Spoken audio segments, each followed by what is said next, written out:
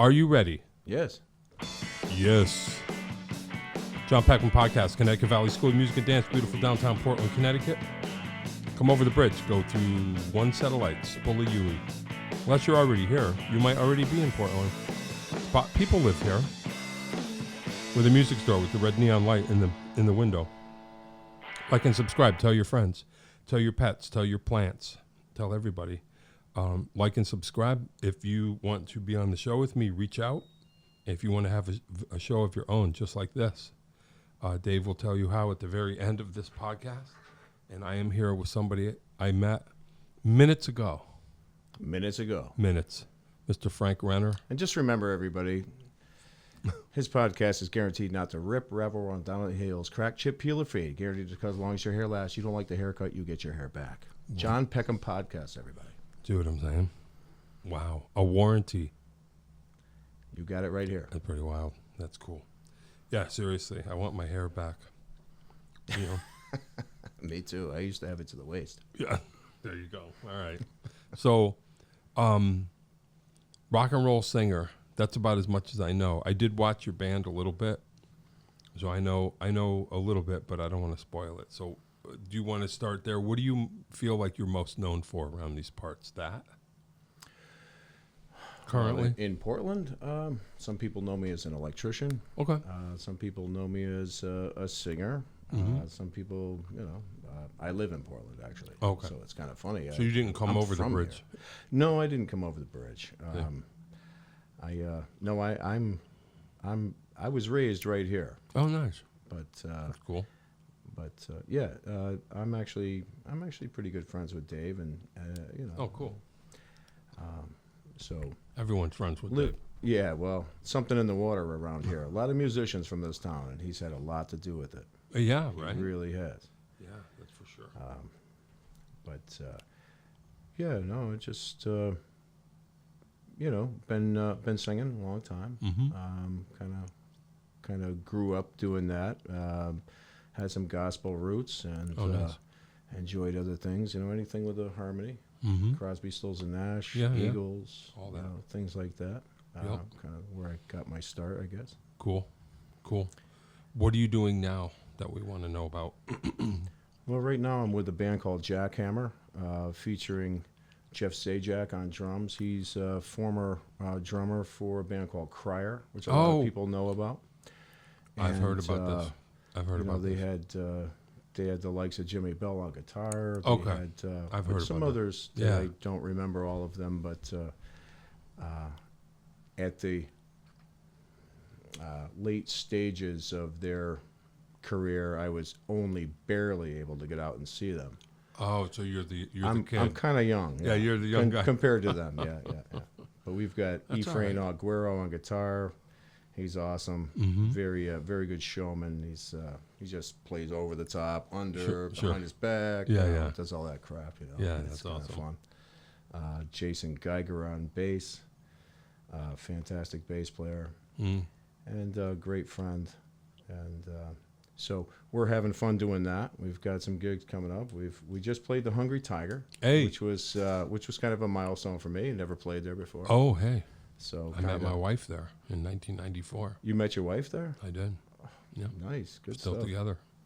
94. It was a tiny room. I'm sure you were just... It was small. Actually, it was smaller then, too. You were pushed together. Yep. That's awesome. Yeah, that's cool. Yeah, the Tiger's cool. It's fun. I actually met my wife at what used to be... Well, it's the Cadillac Ranch now. It used to be called Locomotions. Oh, okay. Up in Plainville. Yep, sure. Yeah, so sure. You all meet him somewhere, right? Yeah. That's funny. So what was the Tiger? You have fun up there? Oh, I had a blast. Inside? Inside. We played inside. Sometimes It would have been probably a little cooler if we were outside, but in a way, I mean, just physically cooler. Mm-hmm. But the Tiger has an interesting little stage. I was set up on this little, I don't know, dais or whatever you call it. I was like out there in front by myself. Yeah. Not something I normally... Well, that's where you belong. Well, lead singer. I kind of like to interact with the guys a little bit. Yeah, so, I mean, kind of would have been kind of cool to interact with them, Mm-hmm. But no, we had a blast, and good friends showed up. It was a good time. Cool. we've got next weekend. We're at the Truck Bar. Oh yeah. Yeah, up in my neighborhood. Berlin. I could walk there. You could. Yep. I live in kidding. Berlin. Yep. Oh, no kidding. Yep. Awesome. Yep. Well, maybe I'll see you there with no car. Maybe. Yeah. I have walked down there. I've walked down there. I used to play there when it was Ultimate Billiards. You remember that? Yes, I do. Yep. Yeah, I didn't live there then. It was a good spot then, too. Yeah, it was. Yeah, I didn't live there then, but now I'm like, oh, yeah. I've walked over there to the Truck Bar. I haven't seen a band there yet, though. Is it cool? It's cool. It's really cool place to see a band and to see 30 people throwing cornhole. But, no, I'm sorry, 30 stations at cornhole with 60 people throwing cornhole. Right. The club is really boomy, so I'm going to probably, I have to run sound, so I'm going to probably, so I'm probably going to have to cut back the lows a bit. Yeah. Well, that's cool, though. They're doing something over there. Yeah. The Truck Bar. Well, they've got some great acts in there. Yeah, right. One of my favorites that I've seen recently is Katrina Devona's got a band in there. She's got her band, oh my God, Live Wired. They're a really great band. Yeah. I'm a guitar player smoking. Yeah? Yeah, they're great. I've heard about them. And, they're awesome. And, just different ones play there. It's a cool rock bar. And there's others coming. There's one coming. I'm trying to think of the name of it right now. It's a pizza place. It's actually it's Ryan's. Ryan's in Manchester. It's not that far from the Hungry Tiger, actually. Oh boy. Yeah, I know. Yeah, I think I know that place. Yeah, that's cool. That's cool. So you're getting out and about. How long you guys been together? About a year and a half, I'd say. Oh, okay, so it's kind of new. It's kind of new, yeah. I mean, we're still, every now and again, we'll learn some new songs. We just learned some, well, they're not new songs. We're doing covers mostly. Right, sure. Yep. Just having fun with that. Cool. But what kind of stuff? Well, I guess what you'd say is it's probably, 80s hard rock / metal. We're doing some of the Sabbath stuff with Ronnie James Dio. Oh, great. Which is a lot of fun for us. Cool.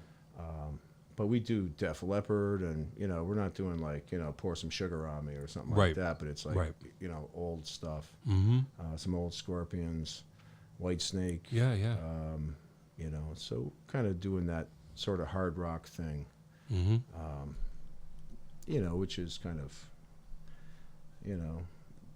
well, when I was a kid, I enjoyed all the harmony stuff, and so I learned all that stuff. Uh-huh. And then when I kind of went along, I kind of, let's face it, I played trumpet in a high school band, and I took my lessons here from Dave. All right, and we'll get to all that. Yeah.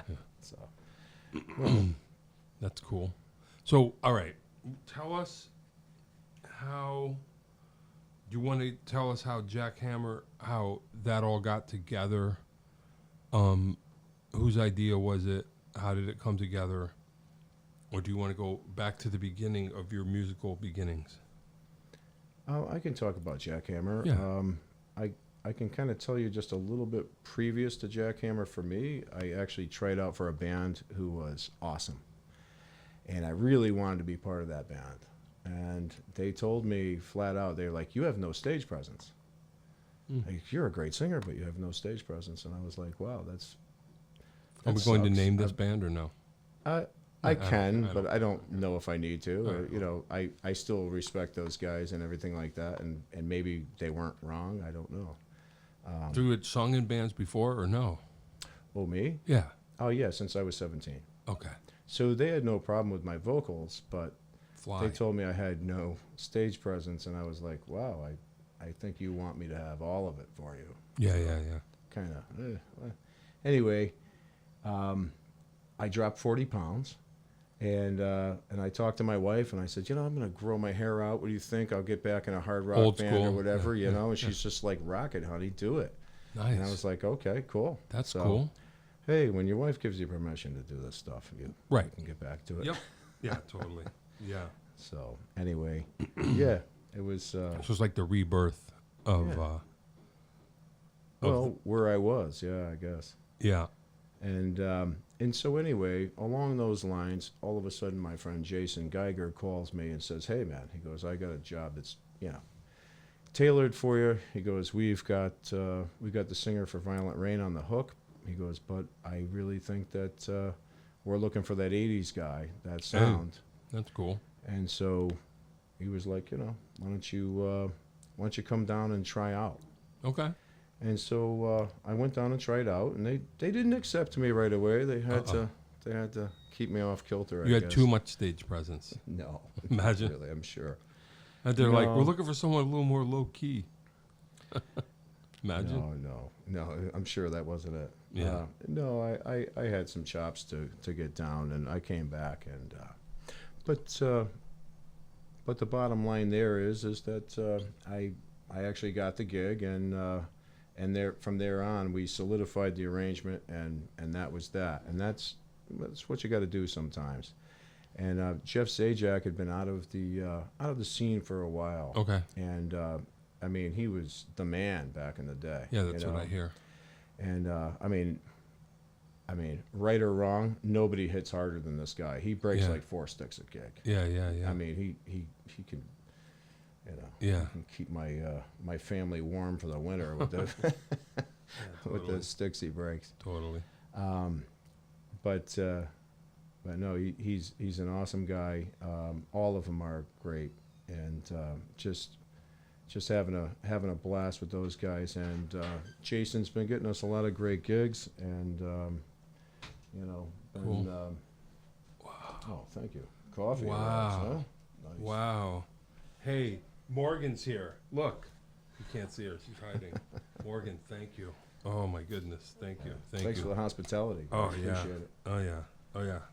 No, it's top shelf around here. They didn't tell you? They didn't tell you that's the way it is? They did. Do you have to stick around, or you want to lock actually- us in, or what are you going to do? I might have to lock you in. That's fine, because you have a life. I get it. Well, I don't Yeah, know about theoretically. Yeah, that. I have dogs. fine. It's a All long right.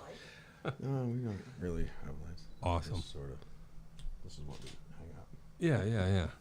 So, kind of got him back into it. Got drummer Well, back he into got it. himself back into it, and he was looking to do it. And so, basically, what we kind of came up with was, he wanted to kind of come back on the scene, but he was choosy about, the players he wanted to play with, and so, which I understand that. Sure. And I had some things in the past where I'd kind of I did hard rock, Yeah. and I kind of moved to 70s funk and disco for a while, made a little money. Sure. And I had a band called the Players Club Band, which I played with. That was a great lineup in that band. Actually, the bass player for that 70s project nice. is in that band. Okay.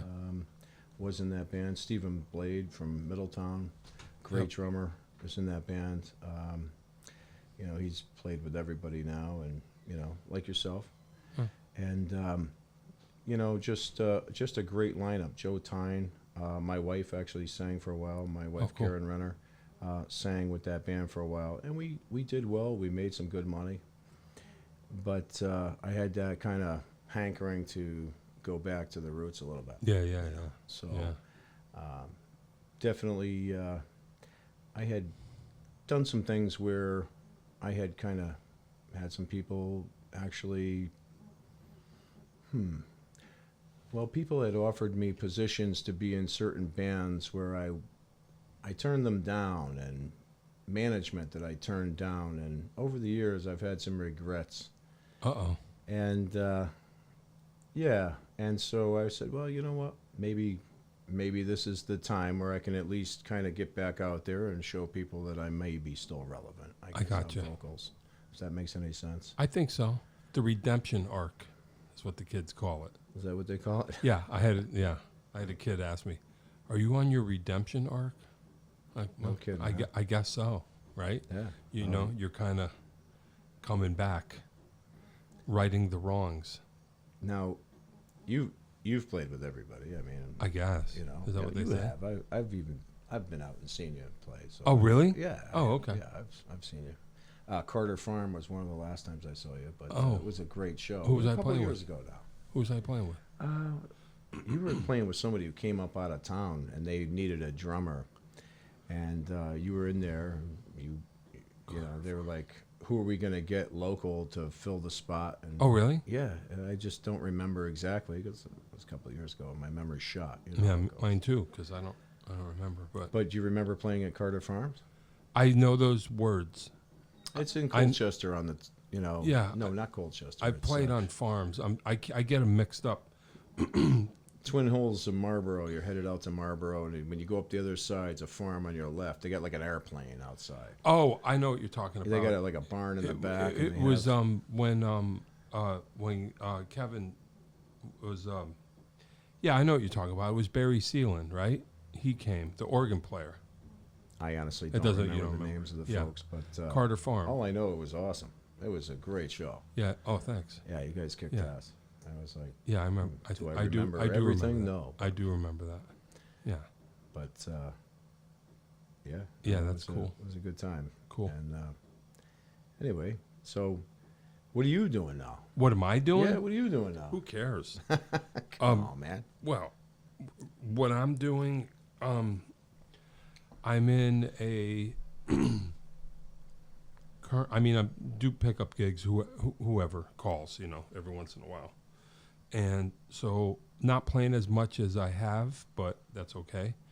When JMO can't make it, you know, the Allman Brothers call. Yeah, You know, that yeah, kind of- yeah, exactly. yeah. Okay. No, I'm in a recently formed Led Zeppelin and Bad Company tribute band called Zepp and Company. We'll be playing at the Portland Fair, October 6th or whatever the Sunday is. That is awesome. I've seen you guys advertised. Yeah, so that's us, and that's cool. That's kind of the newest thing that I'm doing. And then I just started playing this once a month organ trio gig, which is interesting for me because it's different. With I don't know Organ Kevin trio. Barry. Yeah, it was Kevin who was part of that Carter Farm thing. Okay.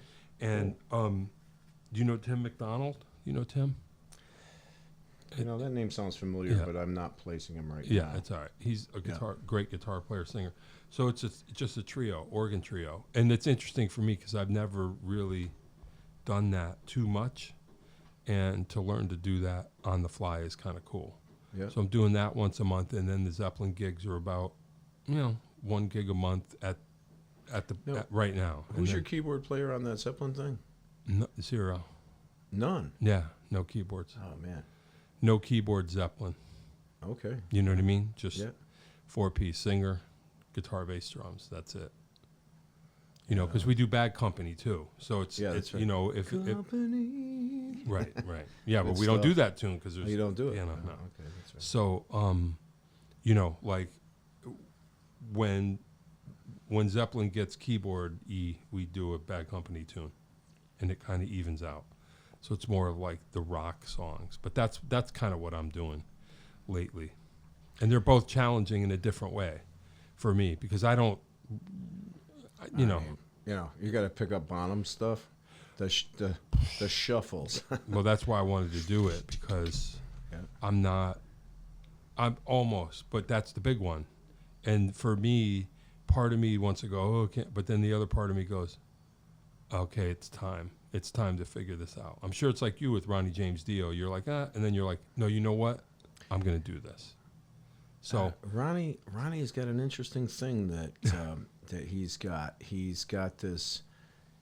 When he's singing high, he still sounds like he's singing low with power. Right. And so when I'm doing Ronnie, I'm hitting his notes, but am I doing the power?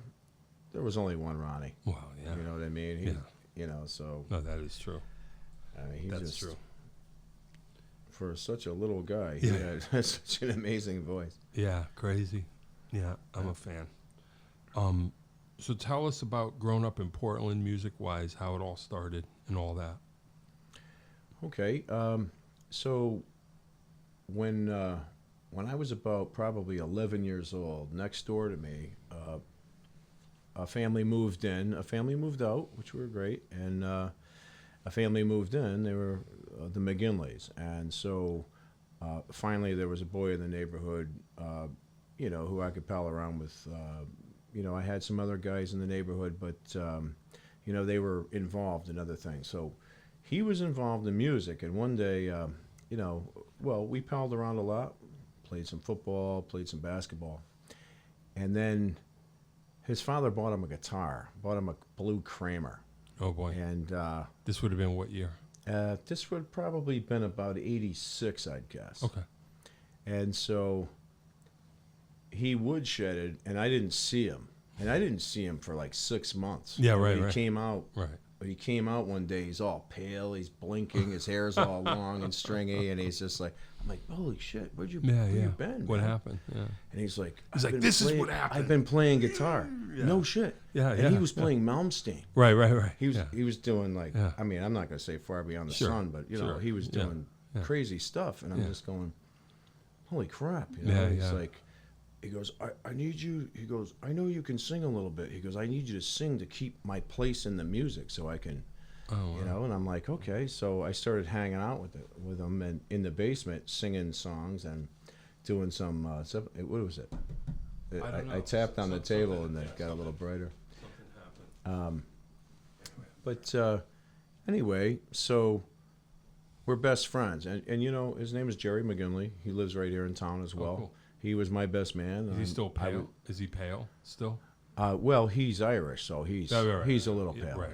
But no, I'm just kidding. I'm sure he's completely normal. I don't know, but he's still a fantastic, amazing guitar player. Cool. Which recently we were actually working on a project called Revival, which was kind of like based on reviving the old, the old stuff from the basement. But I did stuff with him moving forward from those early years. I had a band. We went on the road. We tried to make it. Sure. We actually went to Nashville and recorded. We did all kinds of things, and a great group of guys. That was a band called Wraith. Okay. And with a W. With a W, yeah. And we had a lot of misunderstandings about that name and the spelling when we were trying to explain it to people. But no, it had a sure. That was really my first foray into the music scene, and then getting out there and seeing guys like Cryer. Yeah. Who were out there playing. They were already the heavies. Sure. And Jimmy Bell was everywhere, and you had bands like Fate's Warning and and stuff. And a little bit before my time, but I remember. Yeah, hearing about all that. It should have been before my time, but what they kind of picked up on some of these bars was that you could have a juice bar, and still everybody could see the bands. Right. And so they'd get more foot traffic through the door. And so they would cordon off areas where you couldn't drink, and gotcha. So we were still able. And to of course, go in you as never teenagers. snuck into the area. Of course not. No. I had such a baby face when I was a kid. Oh, really? I was never. So there was no way never getting away with anything. Yeah. No, there wasn't that. That's cool. Yeah, I remember hearing about them. I was just on a slightly different scene or whatever, so I didn't know about all that, but I would hear about it. I had a friend of mine, must have seen you guys, because he was talking about, what's the drummer? Jeff Sajak. Jeff Sajak, yeah. And he was, guy's a little bit older than me, and he remembers the Cryer days. And he said, I'm going, he must have gone to see you guys, because he was like, I'm going to see the Cryer drummer. And he said he was awesome. I mean, my friend, do you know Jeff Brown? Do you know Jeff? It doesn't matter. Is he from town? No. Oh, okay, sorry. No. But he's a drummer, and he knows everything. And he went and saw, it was probably you guys. You play in East Hartford or something at some point? Yes. Back, it must have been. G-Lo's, we've played there twice now. Right. Well, it's the old G-Lo's. I'm sorry. It's, Right. It's I know what you actually mean. Carmine's. Yeah. And Carmine's great, actually. Yeah, but that's awesome. what he said. He said that you guys were awesome, and he said that Jeff Sajak was. He goes, it was amazing, like it was. He was incredible. So, well, shout out. Maybe we'll I get mean, him in here. Jeff stands on his own. He's an amazing drummer. He's as many of us are getting older, he's fighting that age and staying as young as he can to just hit the skins. And sometimes he 100% gives everything. Yeah, right. He gives it all when he's done, he's like ready to collapse. But yeah, you got to be watching for the flying wood because he breaks shit. I told him he should just start signing them. Yeah, right. Yeah, that's cool. Well, God bless him. I mean, he's doing it. Nobody hits harder. That's cool. He doesn't have to hit that hard. But why not? Why not? If you can, I guess, why not? Yeah. So your friend needed you to sing on his Ingve tracks or whatever. Did you ever even sing before?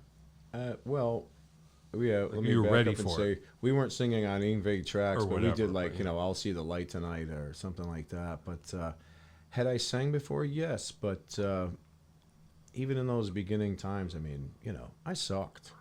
Huh. It just is what it is. It took practice and hard work, and then, singing along with your favorites. But my love back then was really still harmony stuff, and so that kind of shaped where I was going with it. But what we did was we put together a band here in town, like so many kids do. They get a band with some friends from school, and somebody says, "Well, I'll play bass," and right.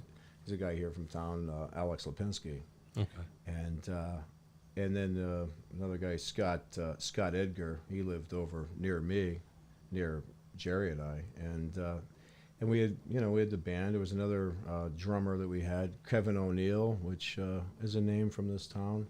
He's unfortunately passed on now, but those were seminal times. That was an all original band for the most part, and then we branched out and began to do some covers, and we did like Metallica and Megadeth and things like that, which weren't really where I came from vocally, but and then Queensryche came out. Okay. And I was completely enamored of that band. It kind of brought it all together.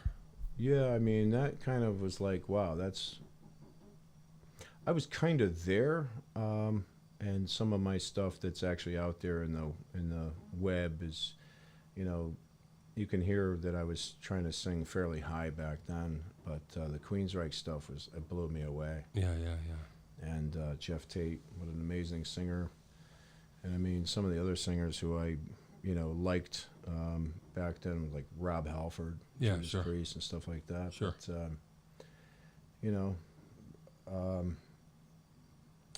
But, there was always something here in this town where there was just so many bands. Is that right? Yeah, I mean... I grew up in Wallingford, so I didn't know. Well, in my neighborhood, I just remember hearing Led Zeppelin getting blasted like as loud as possible from somewhere. Yeah. And so I rode my bicycle all the way there, only to find Luke Gilmet out on his front porch, ripping solos. Yeah. And I would just like stop my bike. It was like evening time. He couldn't even see me. I just sat there and watched him. Yeah. Unbelievable. Wow. Luke? I think he was here. Oh, okay. I had him no at doubt. some point, He's had the band, Great Old Mountain Band, and fantastic guys, and just a lot of good stuff here. Well, anyway, I kind of wanted to touch on that because I kind of grew up in a culture of music everywhere I went. Yeah. And so there's way more that I could say, but it was just the way it was. Yeah, right.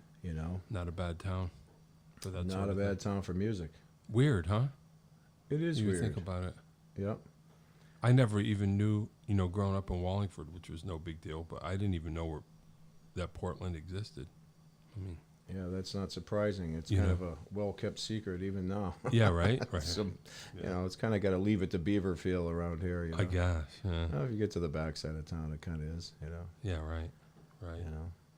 Wallingford though had a lot of good music too. They had this one place down there. I don't really know how to get there, but I just remember there was all these bands that like rent this one place, and it was like all these bands were in there. Yeah.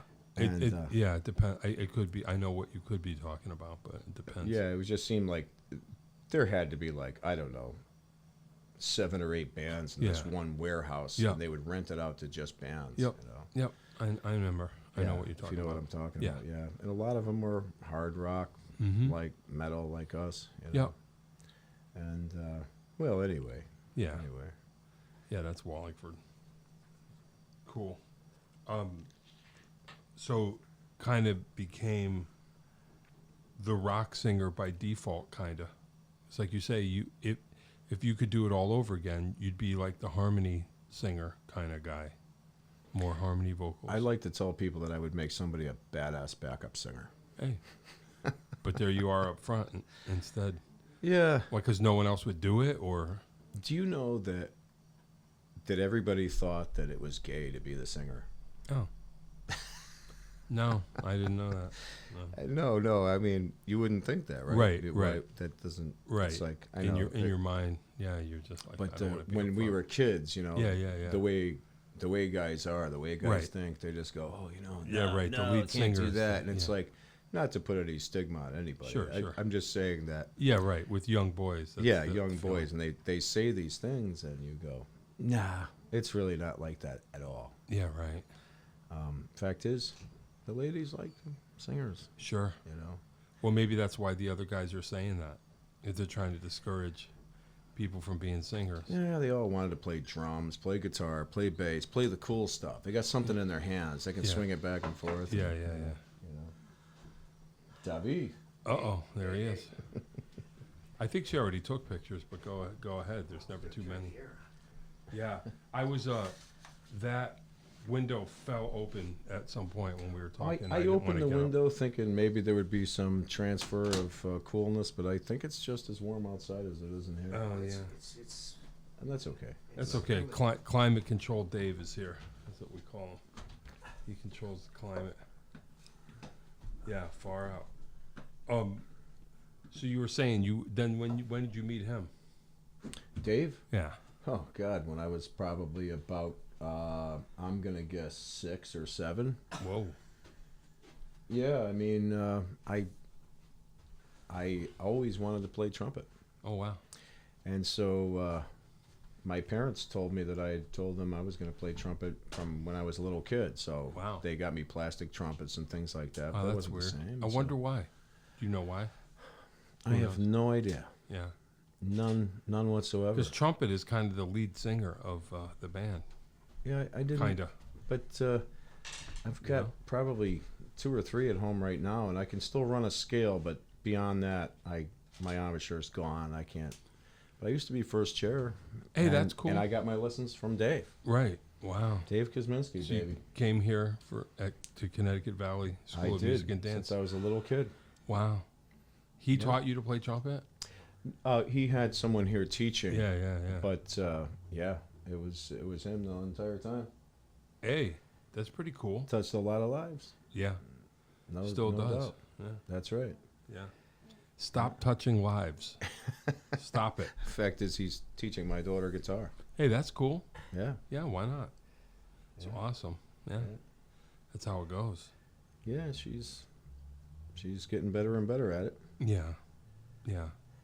It was easier way back when you could beat the students. You could strike them. You can't really do that anymore. So they learn slower. I shouldn't even. Why? It's now not it's even. by It's not even accident. funny. It's not even funny. I shouldn't even joke. But it's probably true in some kind of way. Yeah, in a way. But. Why does that look like a vintage headstock from a? Right. Yeah, exactly. From a Gretsch guitar on your forehead. Yeah, exactly. That was an accident. Yeah, that's funny. Cool. So you said you went to Nashville. Do you want to talk about that or no? Yeah, we had an offer from a studio to come down there. It was called Nightingale Studios. Okay. To come down there and take our original music down there, and they were gonna kind of do the whole thing. Yeah. And it kind of turned off to be sort of a rip-off, which we should have seen coming, but we were naive as hell. Yeah. And it was like, I don't know, 96, we were kind of like trying some different things. And I remember just the studio was so offended. We were talking and we're like, why don't we do country? It's so easy. Oh, no. Yeah. They were really offended by that. That was not a good thing to Well, what kind of band them. was it? You were still doing your rock thing? Yeah, we were doing all original music from heavy metal. Oh, wow. Still, yeah. And they thought they were going to break you out of Nashville.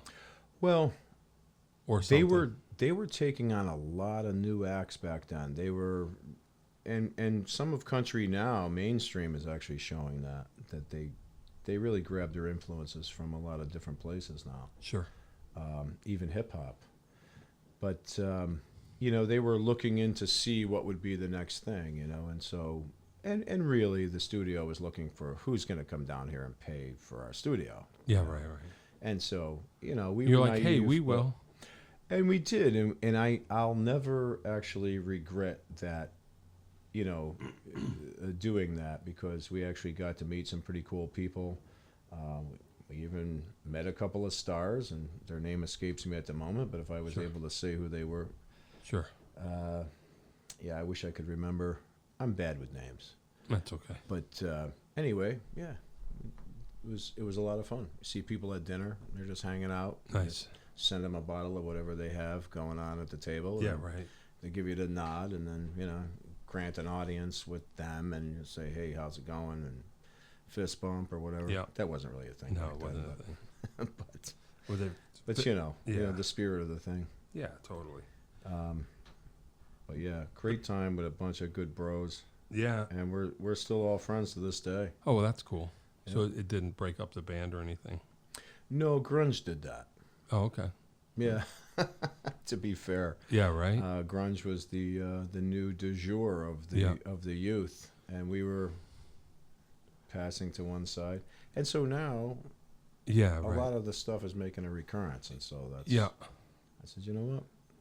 I can still do that. So let me get out there and maybe make up for lost time. Why not? Yeah, Right. I know what you mean. It just seems like, if you hang in there long enough, no offense, including me, everybody's old, and they want to see what they liked when they were young. Right. And if it's still around, then there's your audience, So far, the audience has been great. Of course, they're basically our age, which is in their 50s and 60s now. Nothing wrong with that. But no, we get some appreciative youth from time to time who had parents who grew up with that kind of music. Yeah, right. And so Right. we're still just having fun with it, really. Cool. That's what it is. I'm just having fun with it. Yeah, why not? Yeah. I mean, like you say, none of us are trying to get famous anymore. We were never going to be rich, likely. Right. And I would take back some of the things that I remember. We had a great management company. Yeah. And this management company, and their name of their management company escapes me. It was like Ace or something, A1, whatever. It was something like that. Yeah. Aardvark. Yeah. Whatever. Yep. And they got us a lot of gigs. Oh yeah. Yeah, they were great gigs for us kids, Yeah. One of my first gigs, we played down at the Shabu, and we played in front of like 2,000 maybe people, and it was like people came running, and when we first started playing, it was like we had like, I don't know, it was like 12 bands that day. Yeah. We were the very first band, the opening act, But they put up like security guards in front of us, and then like beat back the crowd. It was kind of cool, Yeah. And so you're like, this is the beginning of my. Yeah, kind of. It was exciting. And so we, I had all these good memories with these guys. And I met this guy named Lefty Foster. And he said, you're going to need to lose your management company. He goes, you're really good. He goes, I can do better for you.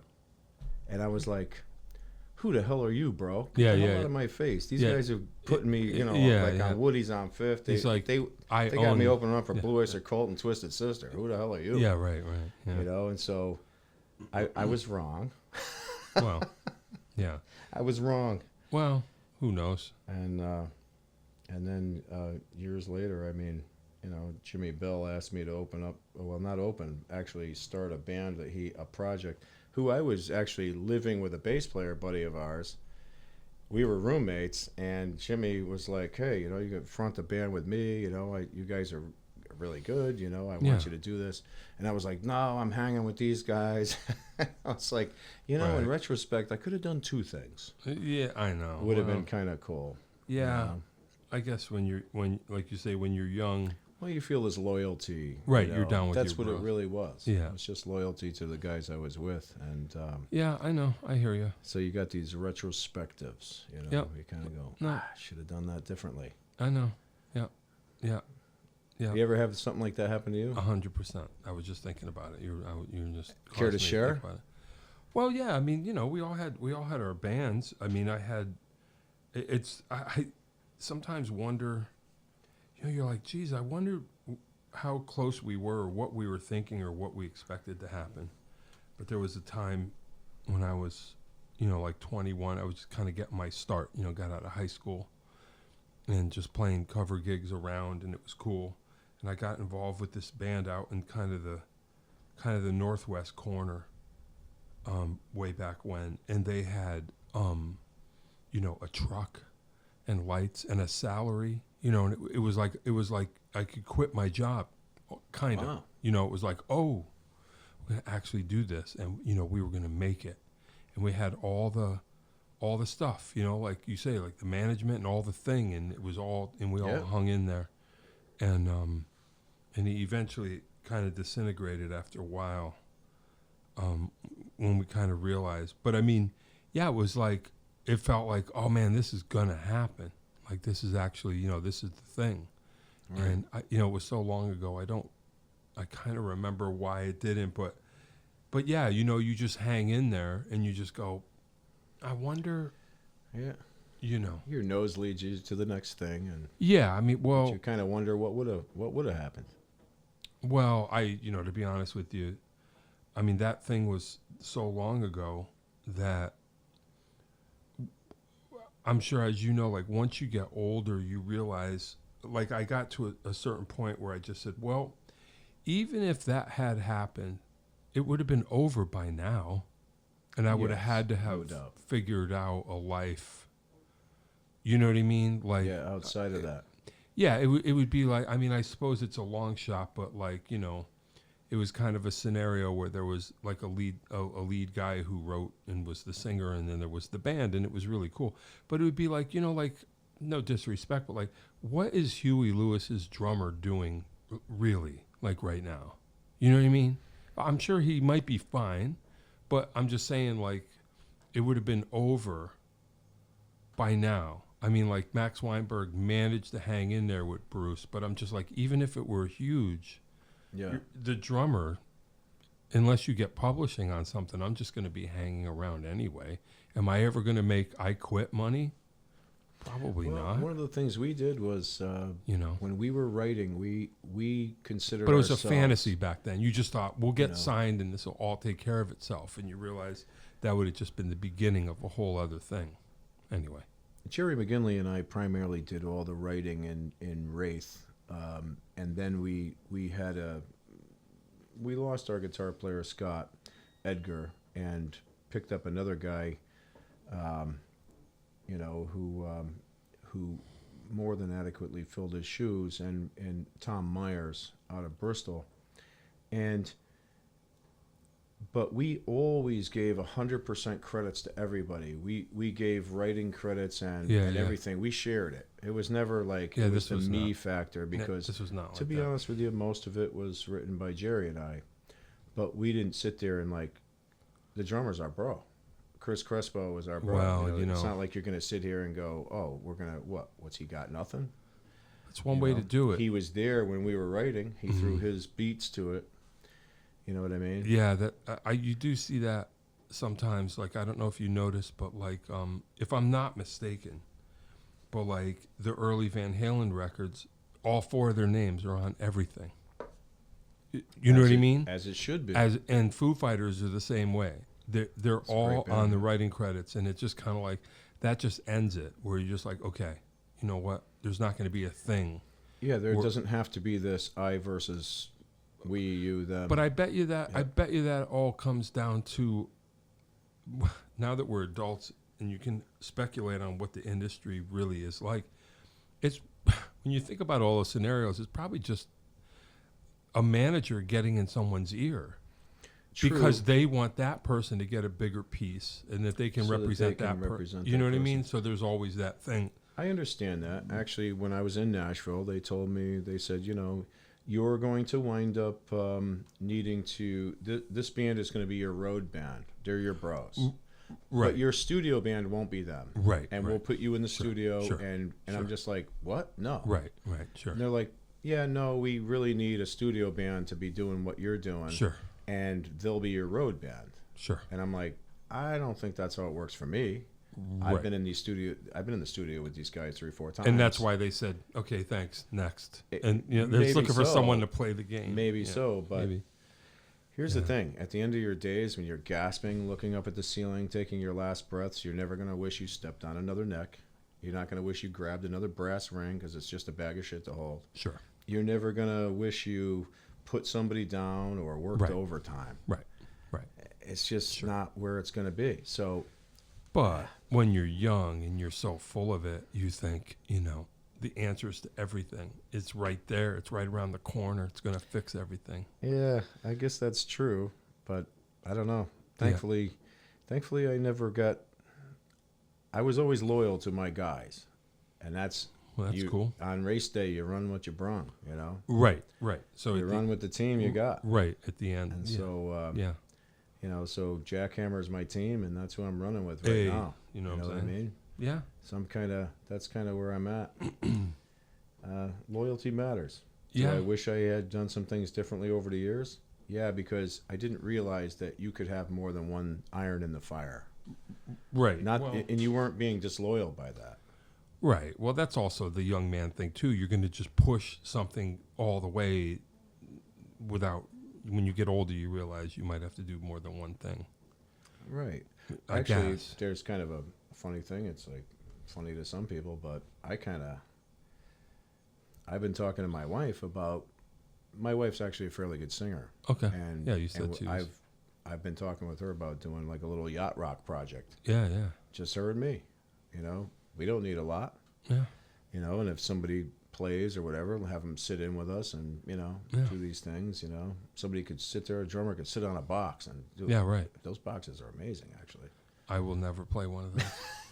I think it's a plot. I think it's a. That's awesome. The whole thing's a scam. I will never. No, they're like, let's see if we can get old guys to hunch over like this for hours. I'm like, no, I'm not going to do that. I'm not going to do that. Sorry.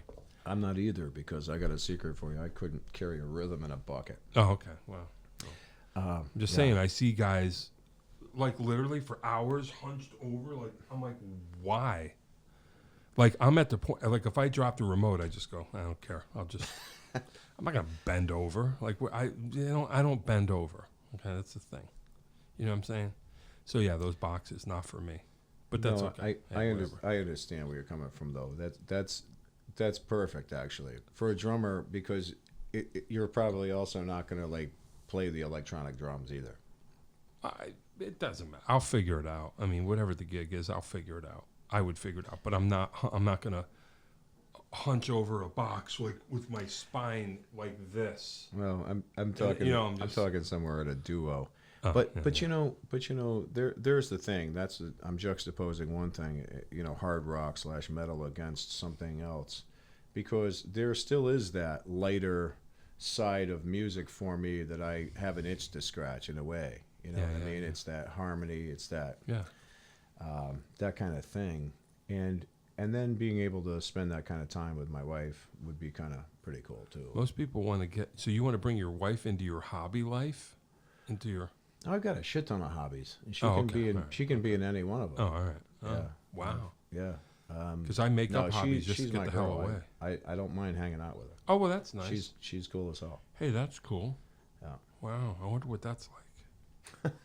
I'm just saying that. Choose wisely. Yeah. No, of course. No, I did. No, she's a great girl. Awesome. But hobbies. That's something. Yeah. Yep. Yeah. We're getting close towards the end, so there's some wrap-up questions that I ask that might cover things that we didn't talk about. But before I ask those questions, is there anything that we did not talk about that you would like to briefly touch upon? This is your last chance.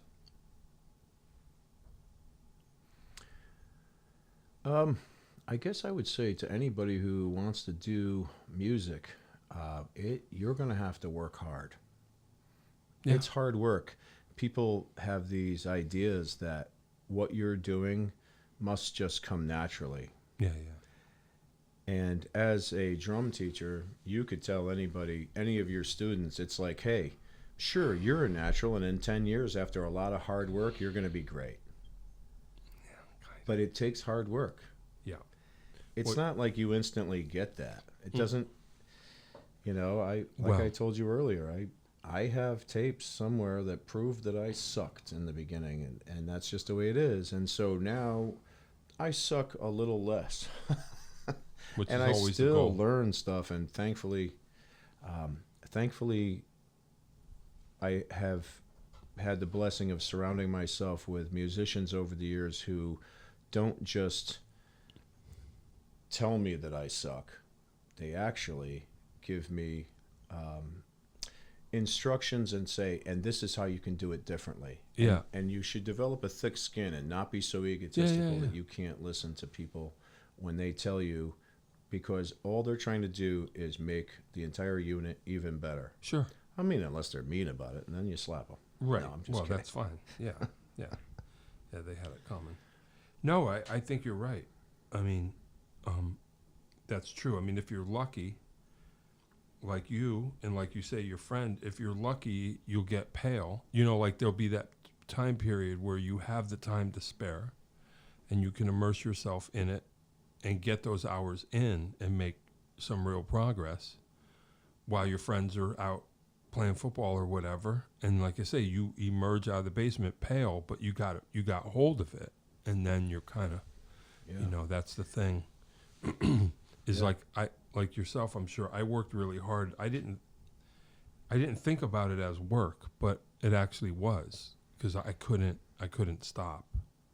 My parents used to have to tell me that's enough, because I was just, you I was were woodshedding hard at some point in your life, and in those moments were the seminal points where you grew the most. Mm-hmm. And everybody has that time. Yeah, yeah. Yeah, it's weird. Sacrificed a few years that people do other things, and then you just become socially awkward like I am right now, because you just realize that most people were learning to be real people while I was locked away trying to figure out how to do this thing. But it was something you wanted. Something you wanted for yourself. Something you I just get obsessed wanted with enough things. To work for. Yeah. I just get obsessed with things. I want to know how. Yeah. And I don't stop until like, oh, okay. At the expense of everything. But whatever. Well, one of the biggest things I've had to overcome for personally when it comes to music is the fact that I'm a singer and I don't play an instrument. Right. Means that I anticipate everything all the time. Oh. And so for me, falling into the pocket isn't the same as a guy who's playing guitar and singing, right, or playing drums, because you guys are locking up all the time, but the singer just kind of, let's just say I stand there, but the singer is going, and now, you get this moment, it's like, oh, you were early, and it's like, crap, you know what I mean? Because you're anticipating. And so one of the things I've had to overcome is just that anticipation. Yeah, well, and so that happens. Yeah, exactly. And so we all have a Achilles of some kind, and that's probably mine. Sure. Well, it happens. All right, ready? Real quick. 5 desert island albums, favorite albums that you would listen to only. Oh boy. Probably, I would have to say probably Queensryche, The Warning. Yep. Holy Diver. No, I don't know. Maybe not, but Heaven and Hell. That's got to be. It's probably pretty high on the list. Yeah. But I was gonna say probably Awaken the Guardian from I don't know that one. From Fate's Warning. Oh, okay. Just some seminal albums. Yeah. I would have to say probably, got to be Journey and Boston in there someplace. Yeah, sure. You know, greatest hits albums. I mean, I'd want to, sure. You know, I wouldn't. I actually tried to do a Journey tribute band at one point, and I just realized, you know, I'm big. Oh, okay. Yeah, and that's just what it is. It's a different thing. Oh, yeah, I still love it though. Yeah. You know, so seems to be a lot of drama going on at Journey. Seems like. Well, you got to wonder what they're really like, what's going on over there sometimes. Well, I suspect there's probably some folks who are pretty full of themselves, and I mean, you know, and maybe they have every right to be. I can't judge. Yeah. You know, I mean, Neil Sean's an awesome guitar player, but I have a feeling he's probably tough to work with. Could be. Although I would like to work with him, just let the record show. Sure, yeah, that's what I'm saying. I don't know. I mean, Steve Perry probably isn't. You know, we all get older. He's probably not quite the vocalist he once was, and that all goes on. You know. Sure. What are you going to do? Yeah. You know. So. Yep. But you know, it doesn't mean you don't love their music or whatever. And I mean, that's just. I guess that's not everybody's cup of tea, but it definitely is mine. Yeah. Boston? Oh, man. Yeah, sure. I'd love to do some Boston stuff with Jackhammer. Oh, wow. Yeah. Are they down? I don't know. We don't have a keyboard player. And we looked for one for a while, but then we determined that they're just rarer than hen's teeth and just kind of, you know, not a lot of people interested in that sort of thing. Yeah. And the ones that are, you know, maybe, you know, just not really willing to put in the kind of time. You know, the thing is that they can get any gig they want anytime. Yeah. You know. Yeah, I hear you. Yeah, F keyboard players. Desert Island food, real quick. I love tacos. Okay. Yep. Cool. I love tacos. Sure. Got to be steak in there someplace. Yeah. Pie. Yeah. Yeah. Why not? Okay, yeah. That makes sense. Cool.